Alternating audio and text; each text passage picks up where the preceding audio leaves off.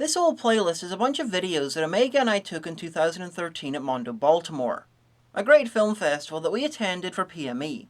I really don't want to go into anything about PME in this video. Everything that you could possibly want to know is already online. So anytime PME comes up in these videos, just remember this dramatization of what it was like to work there. Why have you done this to me? Why? Now I must destroy you. There can be no forgiveness.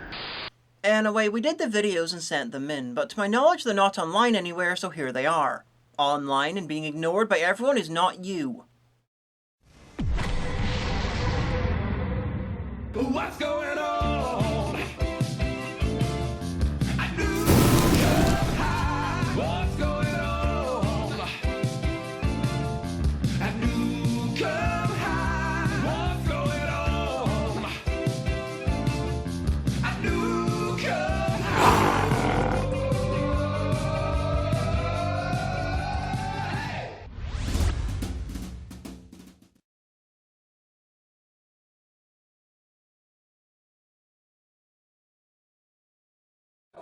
Everybody crack up with your ears.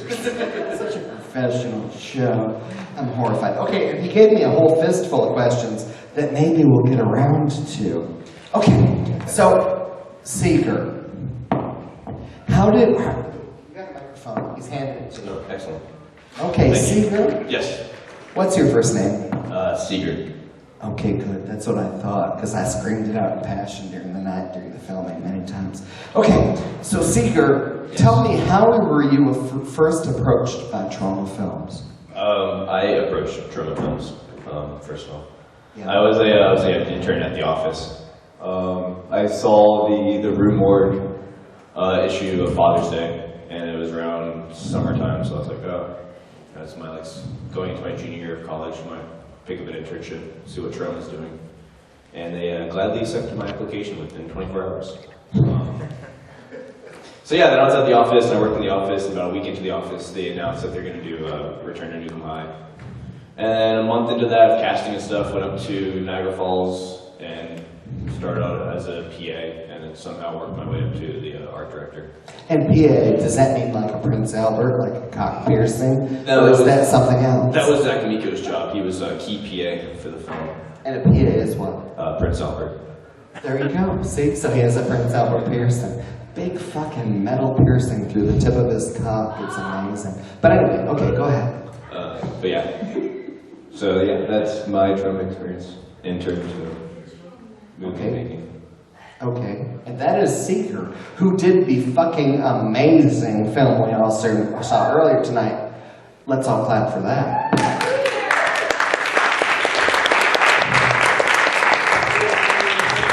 And what your shit, Esther? Yeah, the short that I played earlier tonight was Gun Dick Cocked and Loaded. Wait, say the name again, and lean in close when you say it. It's called Gun Dick Cocked and Loaded. Thank you. Okay. I'm so shy. See the way I get work? Okay. Go ahead, baby lamb. Excuse me. I'm Dribble Dude. Hi, Drew. It's like an Alcoholics Anonymous meeting. Yeah. Everybody should stand up and say, problem. hi, Drew. Go ahead and say it, motherfuckers. Hi. Go ahead, Drew. And Troma distributed another movie of mine, and so they... Which is the name? The name of your movie is? The team. And so when they started making this, they called and asked if I wanted to do effects for it. And I made like a breakdown, and then I thought about it, I was like, no, I don't want to do it. And eventually they called, then I think they called Jason. But see, Drew is so shy. See, the thing about Drew you gotta know is he's a very, very shy man.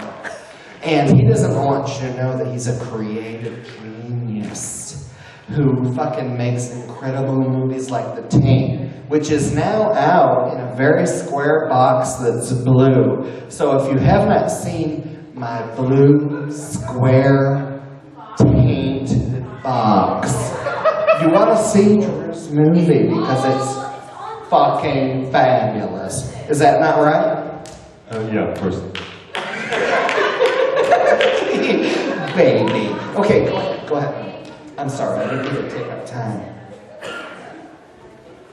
So I'm Jason, and I run Aftermath Effects, and... Hello, Jason. Everybody fucking, it's a meeting! All right. So I was actually avoiding this project for a month and a half. I was on VHS 2, and...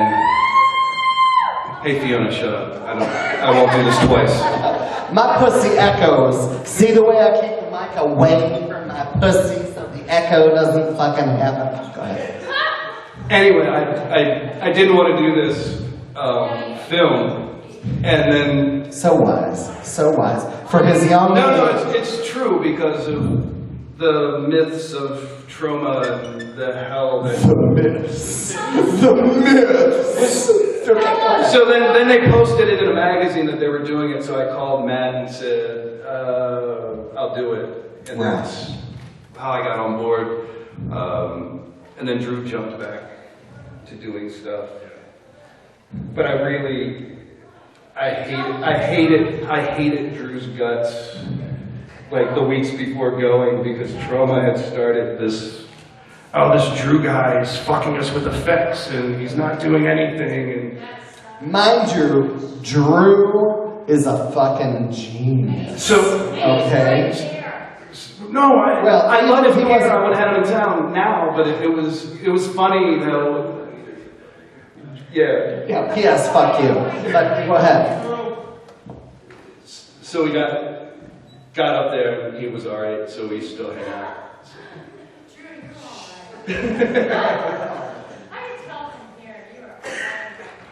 But he understandably ran from this project because it was a great film to work on. And here's Michelle. Hey, baby lamb. Come on, don't be shy. Do you want me to come over there so you'd be comforted? I mean, that would be the right thing to do. I will suckle you. I will suckle you. I will give you suckle. Okay, come on. Okay. Go ahead, baby. I'm Michelle Money. I work with Drew. We do special effects together. It's fun. She's fucking amazing. I'll tell you what, these guys had nothing to work with. Literally. When I went to work on makeup effects, because we had makeup people drop out on the film, like within the first 2 days. And the first day of filming on the class of Nuke'em High, both of the makeup people who had flown in, like from around the country, quit. Because they were so freaked out by the limited budget and by how the amount of work. So, yeah. Well, a little backstory to how we shot this. We all lived in an abandoned mortuary that was a famous mobster's brother and the Undertaker of Buffalo, I think. Right. Or Niagara Falls. Right, the guy who, see, because I collect memorabilia. So when I heard that was like fucking my asshole went. So the guy who used to own that mortuary was called the Undertaker because he was a mobster and people who would not pay him off, he would bury them like 2 deep in caskets and he would bury them. And that was how, so people were tortured and killed in the building that we did the entire production in. Yeah, I slept in the embalming room. That was where Haley, who I do effects with, and also my girlfriend, we slept in the embalming room, and I washed my hair every morning in the embalming room sink. Shit you not. And people were bit by spiders and heard voices in the ducts and shit. But the people who were bit by spiders, many of you were not here earlier because I was wearing a much shyer outfit that didn't show my pussy quite so much. But anyway, there was a little Asian guy whose dick was about this big, but real thick, like a tuna can. And what was his name? Rico, right? Ricky? Reiki. That was his name because I used to scream it out in passion. Reiki. His name, and so he did the part of one of the Cretans in Nuke'em High. Bad guys in the film. Yeah, he was horrified because his father would see the film and it was like all fucked up. But anyway, so he got bit by spiders in the mortuary while we were filming. And what you don't know is we all had to sleep on cement floors for a month at least. Kaylee was there 2 months. She went up early to do more pre-production when I built the monster suit here in Baltimore. And I went up about a month before. Yeah, when I got there, it happened, and Drew got there, I think the same day or earlier that day. And they had probably the most extras for the entire film. And you walked in and it looked exactly like you expected, like terra firma. It was fucking insane. It was fun. What have I fucking done? And so you hear all this shit about the anxiety of getting up there, and truthfully what happened is a lot of us had to deal with so much shit, and bullshit. The DP was a motherfucking asshole beyond belief. I hope everyone enjoys it. I love everyone to adore it. And you know, in the film, I do a kind of like Richard Nixon character who is not at all what people expect from me, so that's why I took the role. I'm very specific.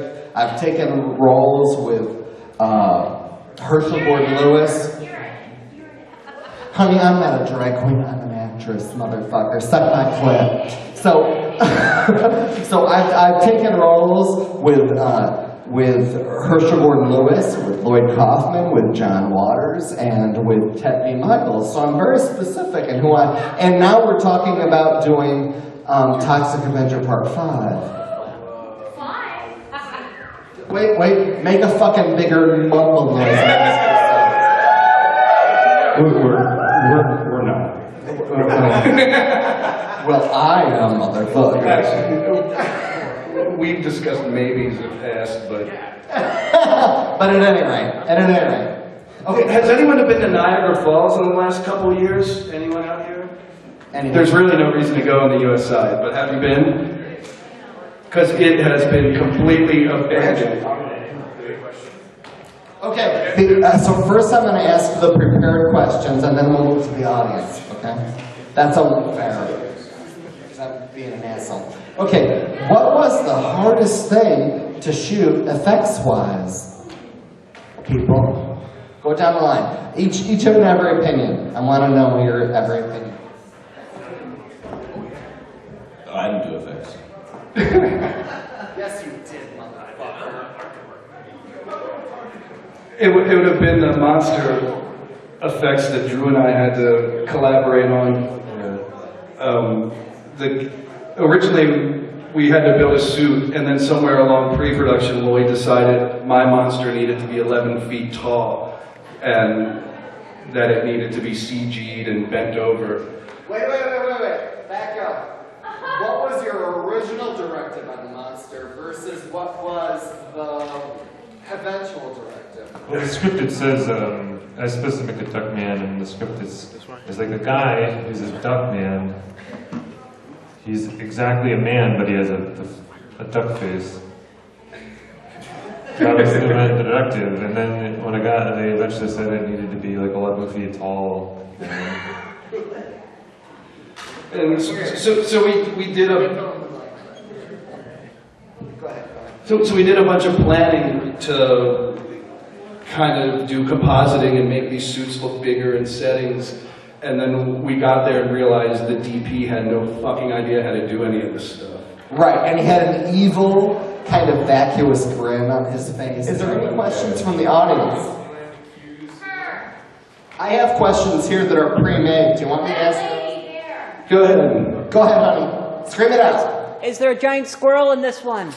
Is there a giant squirrel? There's a giant gerbil. A gerbil. There's a giant gerbil. There was a funny story there's a giant gerbil, and it showed up on set one day in this box, and they'd forgotten they had talked to an artist in pre-production months before, and he'd been working on the suit, and they'd forgotten they requested it. It just showed up, and Lloyd's like, "It's got to be in the movie now!" And so they just randomly had a gerbil into the scene. So no squirrel, but gerbils. Gerbil.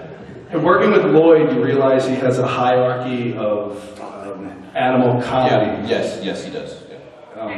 Which is it? It goes chicken, duck, I think squirrel, donkey. I think that's It's in the office. It's written in the office. It's in the office by the editor's station. But the gerbil did make an appearance at New York Comic Con this year. So. And I don't know, you saw the duck in the trailer. The most talented actor on the set, actually. Yes. Amazing. Any other cues? Very cute. It's very cute. And it cost $4,000 for them to have that duck come in for one day. Yes. This one is who's the bigger cock, Ron Jeremy or Lloyd Kaufman? Metaphorical or real? That's the question, really. I mean, clearly Ron Jeremy has a larger penis.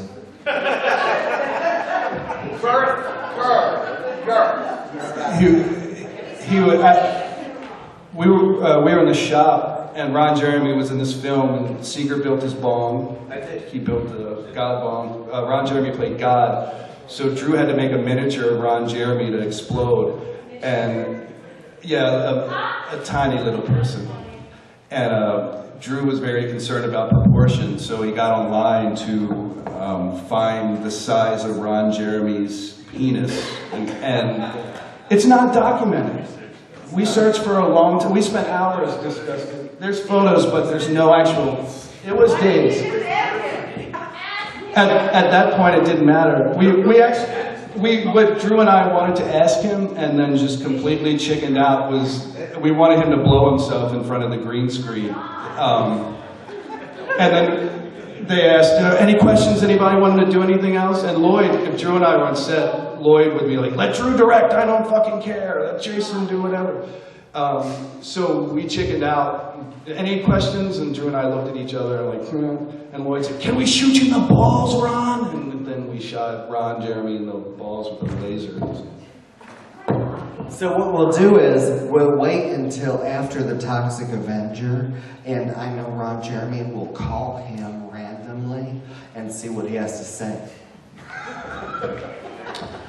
I have some more questions here. What didn't get on screen that you wish you had, and what did that you wish you hadn't? What didn't get on screen that you wish you had, and what did that you wish you hadn't?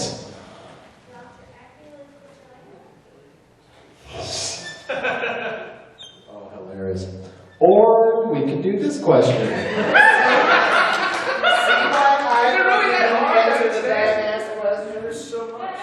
I know.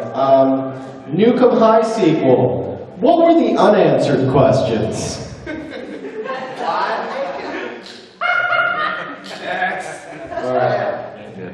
What is the status of the Toxic Avenger remake? Does anybody know? Anything at all? I don't know. All right, next.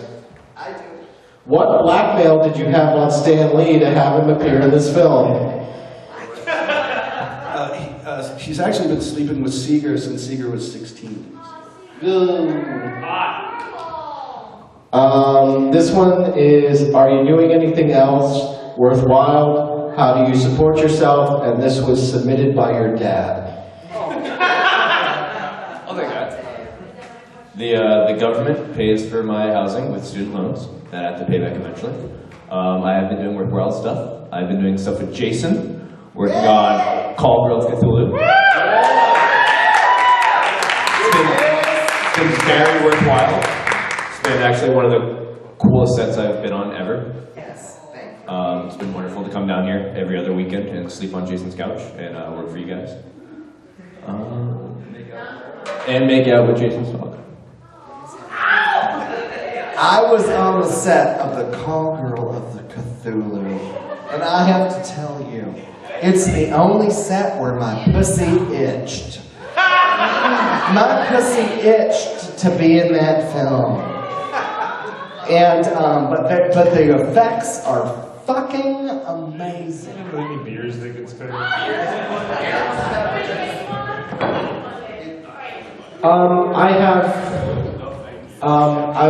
Okay, looks like we're gonna have to wrap up the Q&A. Does anybody have any other questions out there?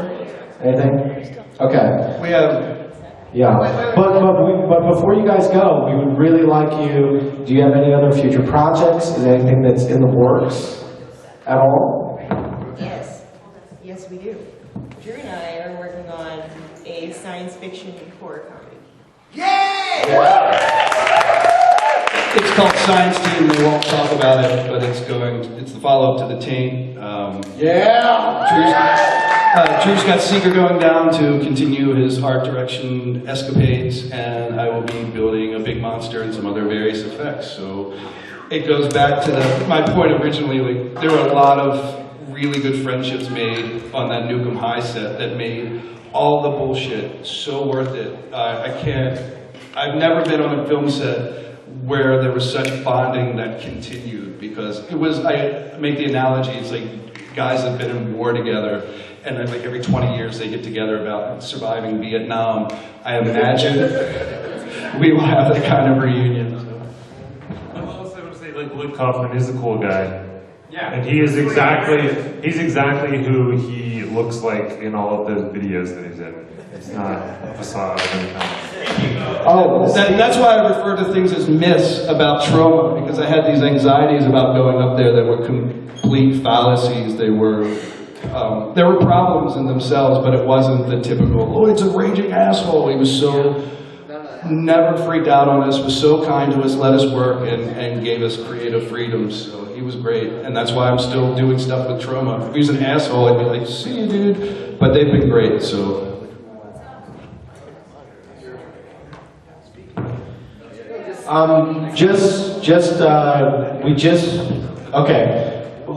Lloyd Kaufman is going to receive an award tonight from Mondo Baltimore. He's going to receive the Lifetime Achievement Award. And we have a thank you.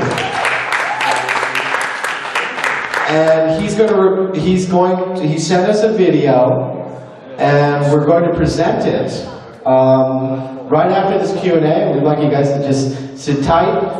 Lloyd Kaufman's going to get his award, and he's going to tell you guys how thrilled he is. He really is.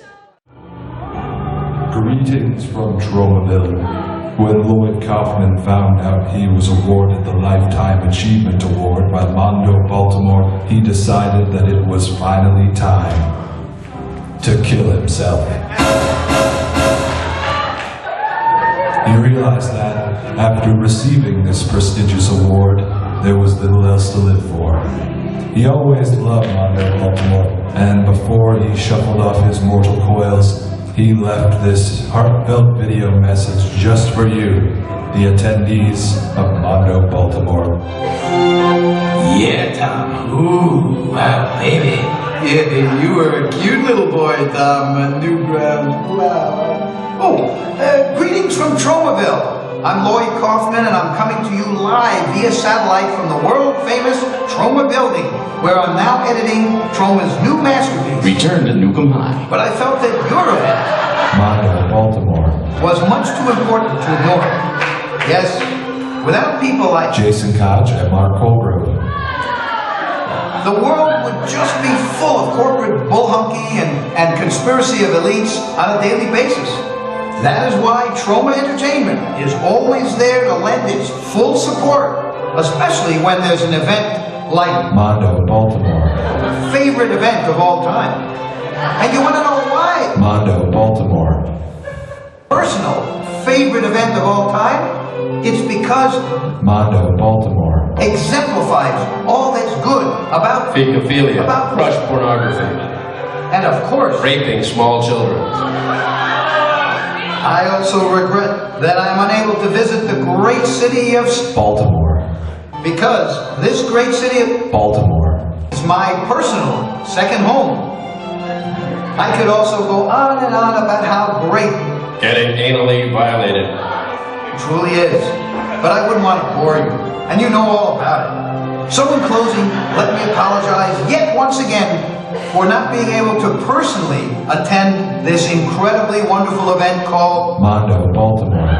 And of course, I'd like to apologize for not being able to come and visit the greatest city in the world. Baltimore. Cut.